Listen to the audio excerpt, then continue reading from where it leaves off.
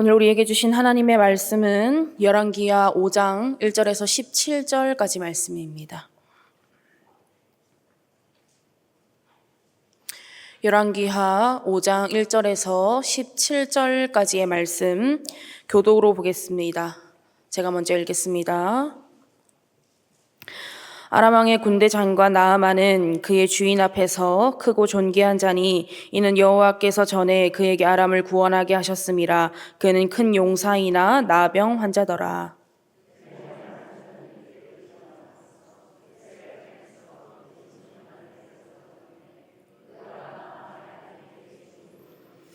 그의 여주인에게 이르되 우리 주인이 사마리아에 계신 선지자 앞에 계셨으면 좋겠나이다. 그가 그 나병을 고치리이다 하는지라.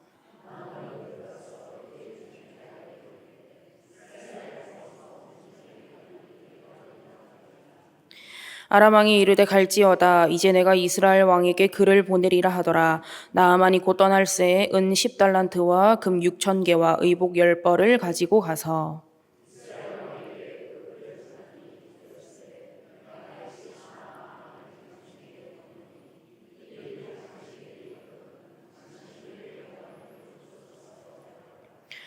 이스라엘 왕이 그 글을 읽고 자기 옷을 찢으며 이르되 내가 사람을 죽이고 살리는 하나님이냐? 그가 어찌하여 사람을 내게로 보내 그의 나병을 고치라 하느냐? 너희는 깊이 생각하고 저 왕이 틈을 타서 나와 더불어 시비하려 함인 줄 알라 하니라.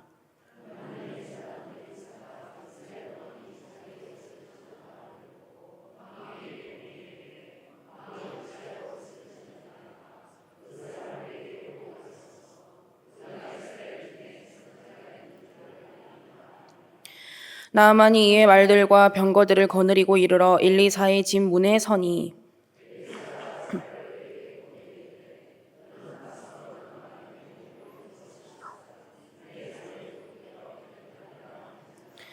나아만이 노하여 물러가며 이르되 내 생각에는 그가 내게로 나와서서 그의 하나님 여호와의 이름을 부르고 그의 손을 그 부위 위에 흔들어 나병을 고칠까 하였도다.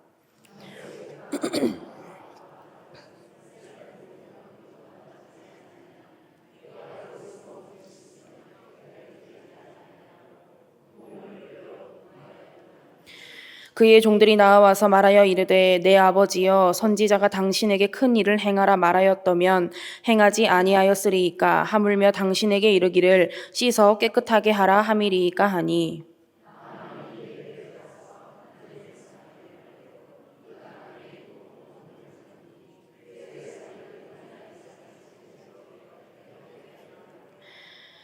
나아만이 모든 군대와 함께 하나님의 사람에게로 도로와서 그의 앞에 서서 이르되 내가 이제 이스라엘 외에는 온 천하에 신이 없는 줄을 아나이다. 청하건대 당신의 종에게서 예물을 받으소서 하니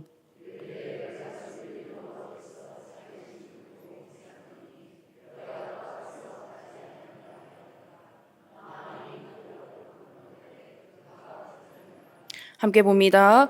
나아만이 이르되 그러면 청하건대 노새 2마리의 실을 흙을 당신의 종에게 주소서. 이제부터는 종이 번제물과 다른 희생 제사를 여호와 외 다른 신에게는 드리지 아니하고 다만 여호와께 드리겠나이다. 아멘. 할렐루야. 이 시간 하나님의 말씀을 통해서 풍성한 은혜 누리시기를 축복합니다. 오늘 본문은 우리가 잘 알고 있는 나아만 장군과 엘리사 선지자의 이야기입니다. 우리가 보통 이 이야기를 어릴 때부터 들어왔는데 대부분 병을 치료하시는 하나님, 그 하나님의 말씀에 순종한 나아만 장군에 초점을 맞춰 왔습니다. 그런데 오늘은 하나님의 살아계심이라는 것에 초점을 맞춰서 함께 말씀을 나눠보려고 하는데요. 여러분, 하나님은 살아계십니다. 아멘이십니까? 하나님의 살아계심과 그 사실을 믿는 믿음의 힘은 우리가 생각하는 것 이상으로 강합니다. 하나님께서 살아계시기 때문에 성경은 역사책이 아니라 생명이 있는 진리가 되는 것입니다. 하나님께서 살아 계시기 때문에 영원히 변하지 않는 소망이 우리에게 있는 것이고, 하나님께서 살아 계시기 때문에 우리가 만나는 수많은 어려움과 문제 앞에서도 우리는 다시 일어나 걸어갈 수가 있는 것입니다. 그러면 오늘 본문 말씀을 통해서 하나님께서 살아계심을 믿는 삶은 어떠한 삶인가에 대해서 함께 살펴보도록 하겠습니다.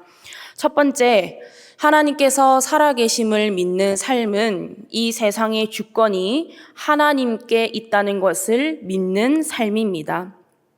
나아만은 아람 군대를 지휘하는 군대 장관이었습니다. 그리고 그의 주인 앞에서, 그러니까 아람 왕 앞에서 크고 존귀한 자라고 했습니다.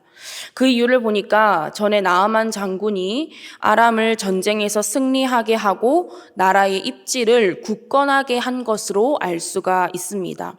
그러니까 한마디로 지금 나아만 장군은 왕의 총애를 듬뿍 받는 사람이었어요.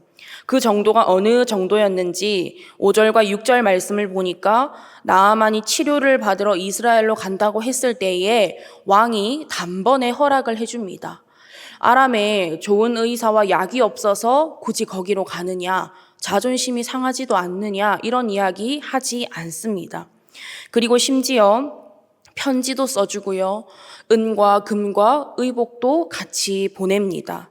이것은 천문학적인 액수라고 해요. 그 말인 즉슨 나아만 장군의 사비가 아니라 왕이 나아만 장군에게 그것을 들려 보냈다는 것입니다.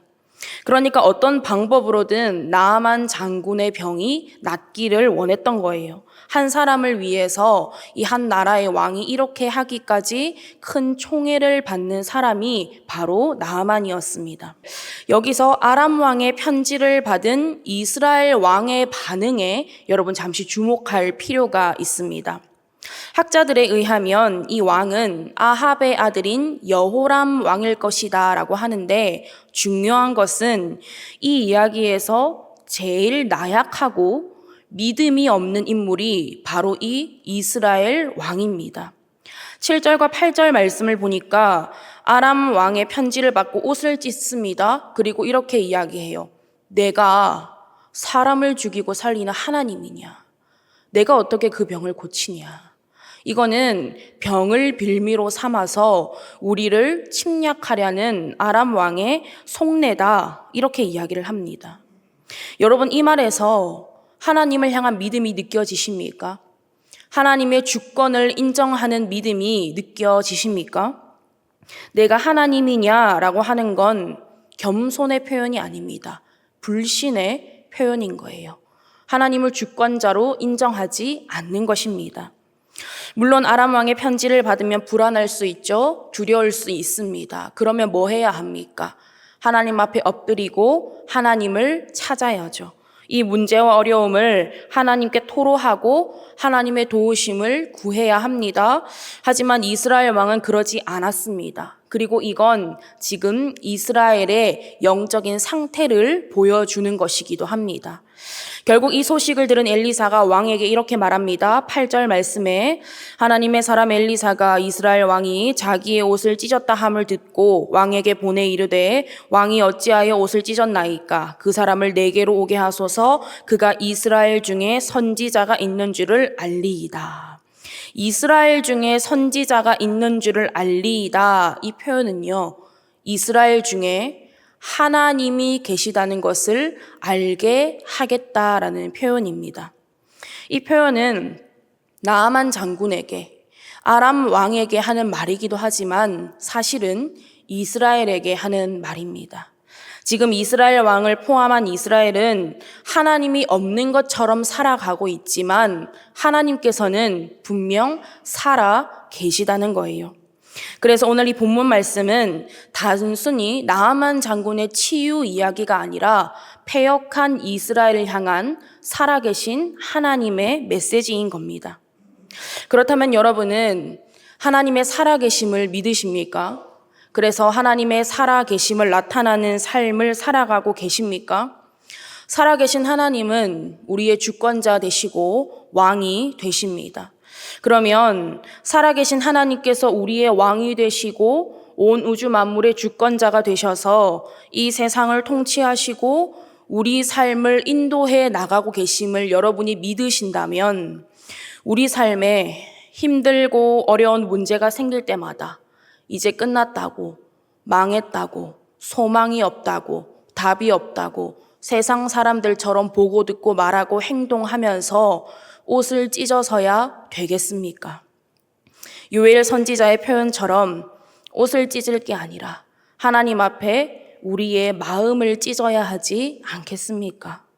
하나님 앞에 돌이키고 이 상황을 통해서 하나님을 더 알고 하나님의 뜻을 깨닫고 하나님의 섭리를 알고 하나님의 사랑과 은혜 가운데로 더 깊이 들어가게 해달라고, 더 깊이 경험하게 해달라고 하나님 붙들고 기도해야 하지 않겠습니까? 여러분 기억하십시오. 하나님께서는 살아 계십니다.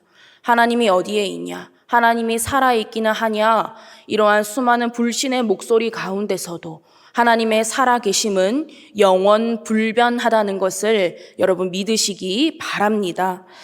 그래서 하나님께서 살아계심으로 인해서 저와 여러분의 삶이 달라져야 하는 거예요. 하나님께서는 하나님의 자리에서 살아있고 나는 내 자리에서 살아가고 이게 아닙니다. 하나님의 살아계심으로 인해서 나의 한숨과 눈물이 감사와 찬양으로 변하게 되고 광야의 길을 내시고 사막의 강을 만드시는 하나님을 경험하고 나타낼 수 있어야 한다는 것입니다. 바라기는 살아계신 하나님을 온전히 믿고 경험할 수 있기를 원합니다. 그래서 살아계신 하나님과 날마다 동행하며 살아갈 수 있는 우리 모두가 되기를 간절히 원합니다. 두 번째로 하나님께서 살아계심을 믿는 삶은 기도의 응답은 하나님의 영역임을 믿는 삶입니다. 이스라엘로 오게 된 나아만 장군이 엘리사의 집에 가게 됩니다. 그런데 말씀을 보니까 말과 병거를 거느리고 갔다고 했어요. 이건 여전히 나아만 장군이 자신의 힘을 과시하고 있는 겁니다. 그러니까 당연히 생각하기를 엘리사 선지자의 집에 가면 엘리사가 버선발로 마중을 나오고 자신을 대접해 줄 거라고 생각을 했습니다. 그런데 뭔가 상황이 자기 생각과는 다르게 흘러갑니다. 엘리사 선지자가 나오기는커녕 사람만 보냅니다. 그리고는 어떤 치료의 행위 없이 그냥 요단강에 가서 7번 몸을 씻으라고만 이야기를 합니다. 나아만이 화가 났죠. 화가 난 이유가 크게 두 가지입니다. 첫 번째는 방금 말씀드린 것처럼 자기 생각에는 뭔가 자신의 지위에 맞게 대접도 해주고 종교적인 행위를 보여주면서 치료를 해줄 거라고 생각했는데 아무것도 안 했어요. 그리고 두 번째는 요단강에 가서 씻으라고 했기 때문입니다. 그도 그럴 것이 주석에 의하면 이 아람의 중심에 있던 다메섹에 흐르는 강은요, 굉장히 맑고 아름다운 강이라고 합니다. 그런데 그런 강에 비해서 요단강은 어때요? 흙탕물이고 아름답지 않은 강입니다. 그리고 엘리사의 집에서 요단강까지는요, 편도로 30에서 40km까지 걸립니다. 평탄한 길도 아닙니다. 심지어 다시 가려면 왔던 길을 다시 돌아가야 하는 상황인 거예요. 솔직히 나아만 장군의 반응이 이상한 건 아닙니다. 화가 나는 게 당연하고 무시당했다고 생각하고 자존심도 상할 겁니다. 그런데요, 여러분, 이 나아만 장군의 반응이 기도할 때에 하나님 앞에 우리의 반응이 아닌지 한번 돌아봤으면 좋겠습니다. 우리가 기도할 때에 때로는 내 생각과는 다른 응답이 주어질 때가 얼마나 많은지 모릅니다. 쉬운 예를 들어서 엄청 급하게 해결해야 할 일이 하나 생겼어요. 그래서 하나님 앞에 막 기도를 합니다. 그래서 내가 원하는 응답은 기도하자마자 문제가 쫙 해결이 되는 거예요. 근데 하나님께서 응답하시기를 기다리라는 겁니다. 자, 그러면 내 마음속에 어떤 일이 일어나느냐? 전문 용어로 무슨 불이 납니까? 천불이 나는 거예요. 답답합니다. 그래서 하나님 앞에 막 이렇게 이야기해요. 하나님, 왜 저보고만 기다리라고 하십니까? 제가 기다려서 해결이 될 거였으면 기도를 했겠습니까? 하나님, 지금 제 상황이 안 보이십니까? 유튜브에 간증 나오는 거 보니까 막 기도하고 나니까 바로 전화 한 통 와가지고 도와주겠다는 하는 사람 생겨나고, 기도했더니 신기하게 막 저절로 해결이 되고 다 그러던데 왜 저보고는 기다리라고만 하십니까? 그런데 엘리야 선지자가 나아만 장군과 직접 만나지 않고 사람을 보내서 전달한 이유는 다른 이유도 있었지만 마음의 상태를 점검하기 위해서였습니다. 마찬가지로 하나님께서 우리에게 응답을 주실 때에 우리 마음의 상태를 보기 위해서, 하나님을 향한 우리의 마음을 보기 위해서 응답을 주신다고 한번 생각해 보십시오. 마치 아브라함에게 이삭을 바치라고 하는 것처럼, 너 이래도 나 믿을 수 있겠느냐? 너 이래도 나한테 계속 기도할 수 있겠느냐? 너 이래도 나 믿고 따라올 수 있겠느냐라고 하시는 거라면 여러분은 어떻게 대답하시겠습니까? 여러분, 응답은 내 영역이 아닙니다. 하나님의 영역입니다. 그 이유는 내 삶의 주인이 내가 아니라 하나님이시기 때문입니다. 그리고 내 삶의 주인이신 하나님께서는 나보다 나를 더 잘 아시고 나를 얼마나 사랑하시는지 당신의 모든 것을 다 내어주시기까지 사랑하시는 하나님이십니다. 그러면 하나님께서 우리에게 해가 될 걸 주시겠습니까? 육신의 아버지도 자신의 자식에게 가장 좋은 것을 주고자 하는데 우리의 하늘 아버지께서 사랑하는 저와 여러분에게 좋은 것을 아끼시겠습니까? 응답이 내 영역이라고 생각을 하면 내 기준, 내 속도, 거기에 맞춘 응답이 필요합니다. 그러면 우리의 기도는 하나님을 온전히 신뢰하는 기도가 될 수 없습니다. 입으로는 하나님을 찾으면서 기도합니다. 그런데 마음속으로는 내 속도로, 내 기준으로 내가 원하는 것을 정해놓고 기도하게 되는 거예요. 하나님의 마음을 알려고 하지 않습니다. 하나님의 뜻을 알려고 하지 않아요. 하나님, 제 마음 아시지요? 저는 이게 필요합니다. 다 아시지요?